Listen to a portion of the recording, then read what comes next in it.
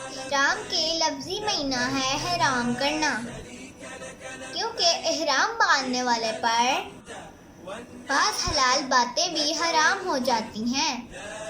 احرام کی حالت میں عطر کی شیشی ہاتھ میں لی اور ہاتھ میں خوشبو لگ گئی۔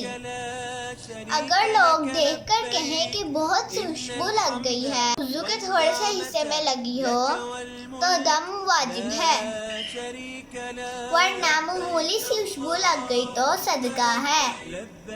احرام کی حالت میں جو مارنا، پھینکنا، کسی کو مارنے کے لیے اشارہ کرنا، کپڑا اس کے مارنے کے لیے دھونا یا دھوپ میں ڈالنا، بالوں میں جو مارنے کے لیے کوئی دعا استعمال کرنا، غرضی کا کسی طرح اس کے ہلاک پر باعث ہونا، یہ سب حرام ہے۔ مرد اپنی چادر سیدھے ہاتھ کے بغل کے نیچے سے نکال کر اس کے دونوں پلے الٹے کندھے پر اس طرح ڈالے کہ سیدھا کندھا کھلا رہے۔ حجر اسود کو بوسہ دینے یا ہاتھ میں لکڑی سے چھو کر چوم لینے یا اشارہ کر کے ہاتھوں کو بوسہ دینے کو استلام کہتے ہیں۔ صفا اور مروہ کے درمیان دوڑنے کو سعی کہتے ہیں۔ جمرات یعنی چٹانوں پر کنکریاں مارنا رمی کہلاتا ہے۔ اکڑ اکڑ کے شانے ہلاتے ہوئے، چھوٹے چھوٹے قدم اٹھاتے ہوئے قدرے تیزی سے چڑھنا، اسے رمل کہتے ہیں۔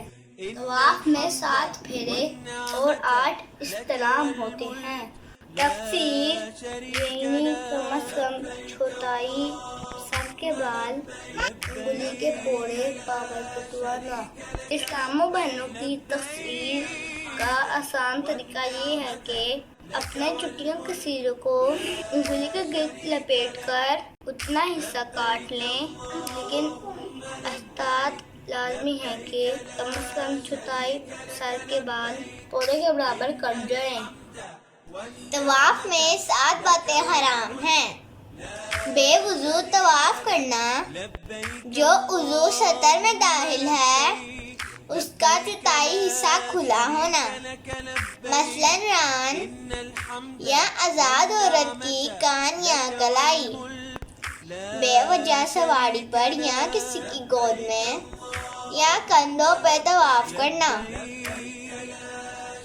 بلا عذر بیٹھ کر سڑکنا یا گھٹنوں پر چلنا، کعبے کو سیدھے ہاتھ میں لے کے الٹا طواف کرنا، طواف میں حتیم کے اندر ہو کر گزرنا، 7 چکر سے کم کرنا۔